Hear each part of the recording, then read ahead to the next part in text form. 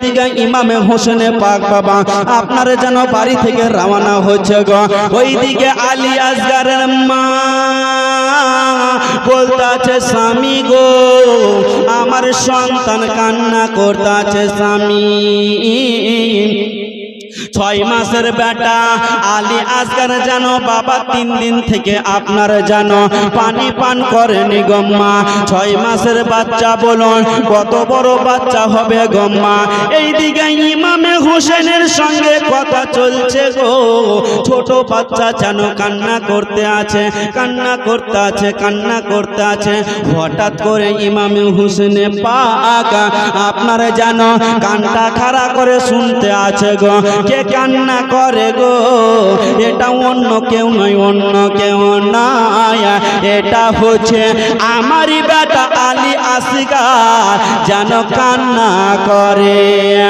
ইমাম হোসেন 1 পা 2 পা করতে করতে বাবা গো আপনার যেন চলে গেলেন।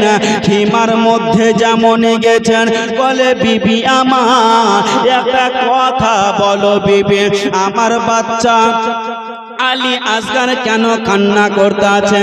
বিবি বলেছিল স্বামী গো আমার সন্তানটা 3 দিন থেকে ভুকা প্যাসা, আমার দুধ স্থানে যেন দুধ নাই, আমি মা সন্তানকে স্তনে লাগাচ্ছি ঠিকই খাবার বেরিয়ে আসে না, আমি মা হইয়া সবই সহ্য করতে পারবো কিন্তু সন্তানের কষ্ট সহ্য করতে পারবো না। এমন কোনো মা নাই যে সন্তানকে না খাইয়ে নিজে খেয়েছে, বাবা আগে সন্তানকে খাইয়েছে তারপরে যেন বাবা নিজে খেয়েছে। সন্তানে যদি খেতে মা খেতে খেতে সন্তান আপনার প্রসাব পায়খানা করে দিয়েছে, অন্য লোক বলেছে ছি ছি ছি, কিন্তু বাবা মা কখনো এই কথাটা বলেনি। আলী আসগারের মা বলতে আছে স্বামী গো একটা কথা বলবো স্বামী। কি কথা বিবি বলো না স্বামী গো? এই দেখেন আমার বাচ্চাটা যেন তার পাতে আছে স্বামী গো, আমার ছেলেটা মনে হয় আজকে যেন বাঁচবে না স্বামী গো। ও গো স্বামী ও গো আমার মাথার তাজে একটা কথা বলবো। বলে বিবি আমার বলো বলো কি কথা বলবে বলো স্বামী গো। যেই দিন থেকে বিবাহ হয়েছে স্বামী গো আপনার কাছে সোনা চাইনি, আপনার কাছে চাঁদি চাইনি, আপনার কাছে টাকা চাইনি গো স্বামী, আজকে একটা জিনিস চাইবো গো স্বামী। বলতে আছে বিবি বলো বলো কি তুমি চাইবে বলো না বিবি। বলতে আছে স্বামী গো আজকে ফুরাত নদী বন্ধ করে দিয়েছে, যান একটু তাড়াতাড়ি করে যান আমার সন্তানের জন্য একটু পানি ব্যবস্থা করুন। বলে বিবি বিবি 7 দিন থেকে বিবি ফোরাত নদীকে ঘেরাও করে বন্ধ করে রেখেছে এজিদে কর্তারা। বিবি তুমি যেখানে আমিও সেখানে বিবি, বিবি কেমন করে পানি দিবে? বেরাদার মায়ের মন মানে না বাবা, মায়ের মন মানে না। মা জানো বলতে আছে আল্লাহ গো আমি মা যদি আমার সামনে সন্তান যদি মৃত্যু হয়ে যায় আমি মা সহ্য করতে পারবো না। এইদিকে বেটি সাকিনা তোর মারতে মারতে আসিল, বলে আব্বা গো গো আব্বা আমাকে এত জ্বর আব্বা গো, যদি ভিজিয়ে কোনো তেনা যদি ভিজিয়ে আমার কপালে লাগান আব্বা তবে পানিটা যেন শোষণ করে নেবে আব্বা, পানির প্রয়োজন রয়েছে, আমি পানি চাইব না আব্বা, তবে আব্বা গো আমার ভাইয়ের জন্য একটু পানি এনে দে। ইমাম হোসেন বলে বিবি ওই আমার বেটি শোনো রে মা শোনো, ওই যে যাব আমি কিন্তু পানি দেবে না। বলতে আছে আব্বা গো আমার ভাইকে যদি বোনের বাঘ দেখে নেয়, বাঘের দিল পর্যন্ত নরম হয়ে যায়। যদি পাথর দেখে নেয়, পাথর পর্যন্ত যেন নরম হয়ে যায়। বলে আব্বা গো, একবার জান আব্বা, আমাদের সঙ্গে দুশ্মনী হতে পারে, আমার ছোট্ট ভাইয়ের সঙ্গে দুশ্মনী নায়া। ইমামে হোসেন বলছে, ওই বিবি আমার, তোমরা যখন বলছো তবে আমি যাব বিবি, তবে খালি হাতে নয় বিবি। ঘরের ভিতরে যাও, একটা 7.5 কেজির যেন চামড়ার মোষকে যেন পানি আটবে, ওই মোষকটা যেন নিয়ে আসো। নিয়ে আসা হলো বাবা, স্বামীকে দিচ্ছে গো। স্বামী যেন দুলদুলের উপরে চড়ে নিয়েছে বাবা। যেমন দুলদুলে চড়ে নেওয়া বাবা, একটু যেমন আগিয়ে গেছেন গো। আলী আসগারের মায়ের মনে সন্দেহ জেগে গেল, সন্দেহ জেগে গেল। কি সন্দেহ? আর মুখ দিয়ে একটাই কথা বেরিয়ে গেল, কি কে জাসনা রে বাবা আলী আসগার কারবালার ময়দানে কোচিবুকে মারবে রে তেরা সহিবি রে বাপ কেমনে। বাবা এইদিকে মা কান্না করতে লাগলো, অনেক লম্বা ঘটনা বাবা গো। এইদিকে ইমামে হোসেন আপনার কারবালা ফোরাত নদীর কাছে পৌঁছে গেল। সীমার বলতে আছে, এজিদের লোকেরা বলতে আছে, কে কোথায় আছো দেখো রে। ইমাম হোসেন চলে এসেছে, যুদ্ধ শুরু করতে হবে, তোমরা চতুর সাইডে ঘেরাও করে না, কারণ ইমাম হোসেনের সঙ্গে একাই মোকাবিলা করতে কেউ পারবে না। ইমাম হোসেন বলেছিল, ও জিদের লোকেরা শোনো, আজকে আমি যুদ্ধ করতে আসিনি, যুদ্ধ করতে আসিনি, তবে কি কারণে এসেছে বলেন না। বলতে আছে, শোনো গো, আজকে আমি এসেছি আজকে ফোরাত নদীতে, এই দেখছো আমার ছোট্ট বাচ্চা আলী আসগার পানির জন্য তরফাচ্ছে বাবা গো। বেরাদার কথা জানো চলছে বাবা গো। এই জিদের লোকেরা বলছে, ও গো হোসেন পানি দেব না, পানি দেব না, ও গো হোসেন পানি দেব না, পানি দেব না। ইমাম হোসেন বলতে আছে, তোমরা কেন পানি দিবে না বলো। একবার বলল বাবা, দ্বিতীয়বার বলল গো, তৃতীয়বার যেমনই বলেছে। ইমাম হোসেনের চালালি চলে আসছিল। ইমাম হোসেন বলতে আছে, শোনো রে, তোমাদেরকে ভালো করে বললাম, তোমরা কেউ পানি দিলে না, পানি দিলে না। আমি শেরে খোদার বেটা, আমি মা ফাতেমার বেটা, আজকে ফোরাত নদীর পানি কিভাবে নিতে হয় আজকে তোমাদেরকে দেখিয়ে দিব। বলে দুলদুল চলো গো, চতুর সাইডে একবার দেখে না বাবা গো।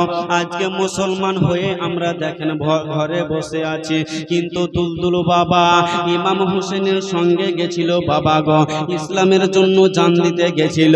আজকে গ্রামে বিলাত তোলার লোককে বলতে চাই, বাবা আপনার কাছে জান চাই না, ইসলামের জন্য একটি রাত্রি আপনি এসে জলসা শুনেন বাবা গো। বেরাদার আজকে যদি আসেন বাবা, আল্লাহ তাআলা এই আপনার জলসা শোনার বাতাওলাতে আপনার সমস্ত গুনাহ মাফ করে দেবে। সুবহানাল্লাহ, সুবহানাল্লাহ। ইমাম হোসেন ভাবলো যে এই মতো করে পানি দিবে না। দুলদুলকে বলল, দুলদুল চতুর সাইডে দেখে নাও আর তাড়াতাড়ি করে ফোরাত নদীতে পৌঁছে যাও। বাবা চতুর সাইডে দেখলো, আর দেখার পরে আপনার ডানে দেখলো, বাঁয়ে দেখলো, আর চতুর সাইডে 22,000 সৈন্যকে ছিঁড়তে ফিরতে ফোরাত নদীতে গিয়ে হাজির হলো। জোরে বলুন সুবহানাল্লাহ, সুবহানাল্লাহ, সুবহানাল্লাহ। ফোরাত নদীতে হাজির যেমনই হয়েছে, তো ইমাম হোসেন পাক বলছে, শুনুন, বুঝতে পারবেন যে আমরা মানুষ হয়ে নবীকে চিনলাম না, মানুষ হয়ে আমরা খোদার ঘরকে চিনলাম না, কিন্তু দুলদুল একজন ঘোড়া হয়ে কেমন করে চিনছে। তো ইমামে হোসেন পাক বলছে, দুলদুল তুমি তো পিপাসা, তুমি যত পারো তুমি মুখটা ডুবিয়ে নাও আর প্রাণ ভরে পানি খেয়ে নাও। বাবা অনেক লম্বা ঘটনা বাবা, দুলদুল পানি পান করেনি, কারণ ছোট্ট বাচ্চা আলী আসগার পানি পান করলো না। আলী আসগার ইশারাতে বুঝাচ্ছে, আব্বা অত দূর থেকে যখন আসলাম, আমার পানিতে আমার মুখখানা চেহারাখানা ধুয়ে দাও। বলছে, বেটা একটু দাঁড়িয়ে যাও, তোমার মায়ের কোলে আশুদা করে পানি পান করবে বেটা। আলী আসগার বুঝে গেল, আল্লাহ গো, এত দূর যখন আসলাম, এত দূরে এসে যখন পানি পেলাম না, আমার কপালে যেন দুনিয়ার আর পানি হলো না। ইমাম হোসেন পানি নিয়ে বাবা আপনার জানো আপনার চলে যাচ্ছেন বাবা গো। মোশকে পানি নিয়ে নিয়েছে, দুলদুলকে বলতে আছে, দুলদুল রে তাড়াতাড়ি করে চলো, দুলদুল তাড়াতাড়ি করে চলো, দুলদুল খিমায় পৌঁছে দাও। দুলদুল বাবা গো আপনার ইমামে হোসেন পাককে নিয়ে যাচ্ছে বাবা। যেমনই গেছেন বাবা, কিছু দূর গিয়েছে, আরে এজিদের লোকেরা আপনার জানো একটা যেন পাহুল মানকে ডেকেছিল, একটা পাহুল মানকে ডেকে বলছে, ওরে হুরমিলা, ওরে হুরমিলা পাপি, একখানা তীরকে নিশানা করো, আর তীরকে নিশানা করে যেন ওই চামড়ার মোশকে মেরে দাওয়া। হুরমিলা বলতে আছে, ও গো আমার মালিক, আমি কেন ওই চামড়ার মোশকে মারব, আমি কেন দুলদুলকে মারব না, আমি কেন ঘোড়াকে মারব না, ও গো আমার মালিক, চামড়ার মোশকে কেন মারব? ওই যেন এজিদের লোকেরা বলেছিল, ও গো হুরমিলা, যদি তুমি চামড়ার মোশকে না মারো, ওই পানি খানা ইমাম হোসেনের যেন আপনার বাড়ি পৌঁছে যাবে। আর যেমনই বাড়ি পৌঁছবে, ছোট ছোট বাচ্চারা পানি পান করবে, আর তারা যদি এক ফোঁটা পানি পান করে নাই, আমাদের আজকে 22,000 শূন্য কেন, আজকে 22,000 শূন্য কেন, আজকে 24,000 শূন্য কেন, আজকে 72,000 শূন্য কেন? এক ফোঁটা যদি নবীর বংশের ছেলেরা পানি পান করে নাই, আমাদেরকে জিন্দা রাখবে না। তাই চামড়ার মোশকে মেরে দাও বাবা। তীরখানা নেশানি করেছে বাবা, আরে যেমনি নেশানি করেছে গো মা, মেরেছে চামড়ার মোশকে বাবা। একটা মুখ বাঁধা ছিল, অপর মুখ দিয়ে পানি যেন পড়তে আরম্ভ করলো। যেমনই পানি খানা পড়েছে গো মা, ওই যেন ইমামে হোসেন বলতে আছে, বেটা রে, ওরে লাডলা দুলারা, এখনই দাঁড়িয়ে যাও বেটা, তোমাকে পানি পান করাবো বেটা। আব্বা গো আব্বা, আমার যেন মনটা কেমন করছে আব্বা, আমার মনটা চিটা কেমন যেন করতে আছে আব্বা গো। বেটা একটু দাঁড়িয়ে যাও। বাপ বেটাতে কথা চলছে বাবা। এই দিকে যেন ইবনে সাদ হুকুম করে দিল, ওরে হুরমিলা, আর একখানা তীর এবার বিষে চুভরাইয়া নাও, আর বিষে চুভরাইয়া ওই তীরখানা চামড়ার মোশকে না যেন লাগে, ইমাম হোসেনকে যেন না লাগে, আলী ঘোড়াকে যেন না লাগে, ওই তীরখানা যেন ছোট বাচ্চা আলী আসগারকে, 6 মাসের আলী আসগারকে মেরে দেওয়া। উর্মিলা বলেছিল, ও গো আমার মালিক, আমি এত বড় ভুল কাজ করব কি করে গো মালিক? ও গো আমার মালিক, ছোট বাচ্চাটা তো কোনো অপরাধ করেনি। বলতে আছে, শোনো, তোমাকে টাকা দিয়ে ভাড়া করে নিয়ে এসেছি, যদি আজকে না মারো রে, তবে শোনো শোনো, তোমার চাকরি থেকে বাতিল করে দিব। উর্মিলা বাবা গো, মালিকের অর্ডার হলো বাবা, আপনার তীরখানা যেমনই বিষে চুবড়াইয়া দিল বাবা, সে যেমনই চুবড়াইয়া দিয়েছে, নিশানা করে দিয়েছে, ওই তীরখানা লাগবি তো লাগ বাবা গো। দুলদুলকে লাগলো না, ইমামে হোসেনকে লাগলো না, চামড়ার মোশকে লাগলো না, লাগবি তো লাগ। 6 মাসের বেটা আলী আসগারের হুলকুমে লেগে গেল। যেমনই হুলকুমে লেগেছে বাবা,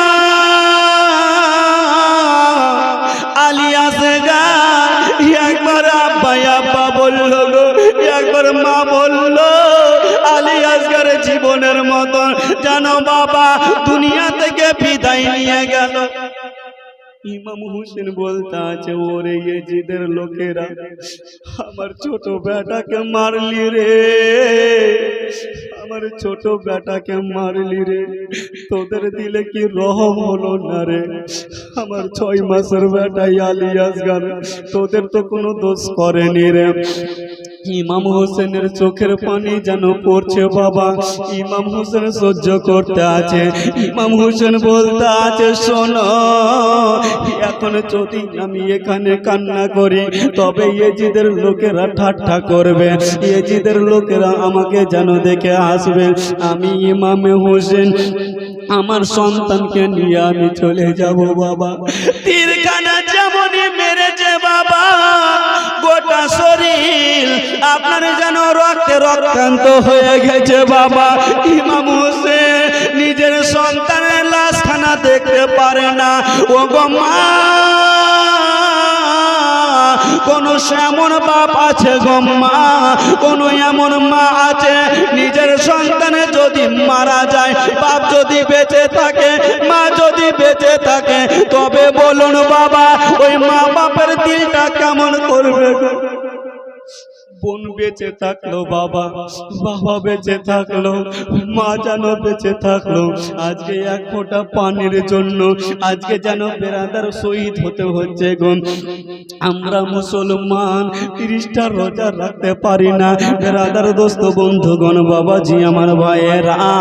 এইদিকে ইমাম হোসেন খিমায় পৌঁছে গেল। আর যেমন খিমায় পৌঁছেছে গো নিজের বিবিকে দিচ্ছে, বিবি আমার, ও বিবি আমার একটু বাইরে এসো। এসে দেখছে বাবা গো জানো বাবা আমার সন্তান কান্না করতেছিল, এখন যেন চুপ করে আছে। সখিনা বাবা, ইমাম হোসেনের মেয়ে সখিনা বাবা গো বলতে আছে, আম্মা গো, ও গো আম্মা একটা কথা বলবো। কি রে বেটি বল না। বলতে আছে, আম্মা গো আমার যেন ভাই যেন পানি পান করে নিয়েছে, আমার ভাই পানি পান করে নিয়েছে। শাহরবানু বলতে আছে, বেটি আমার বলো কেমন করে তুমি বুঝে নিলে পানি পান করে নিয়েছে? বলতে আছে, আম্মা জান যখন বাড়িতে ছিল আম্মা, আমার ভাই যেন মোরগের মতন ছটফট করতেছিল আম্মা। আম্মা গো এখন যেন ছটফট করে না।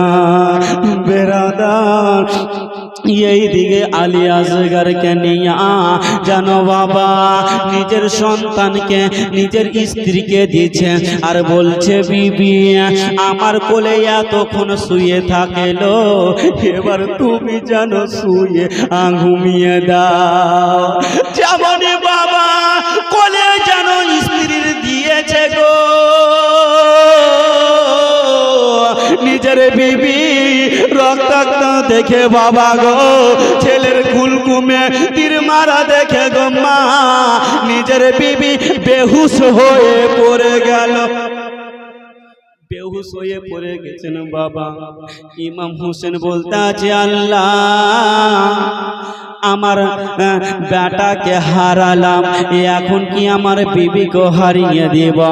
আল্লাহ তাআলা বলতে আছে, ও গো হোসেন তোমার হাতখানা তোমার বিবির উপরে বুলিয়ে দাও, তোমার কাজ হচ্ছে বুলানো আর জ্ঞানটা ফিরিয়ে দেওয়ার কাজ হচ্ছে আমার।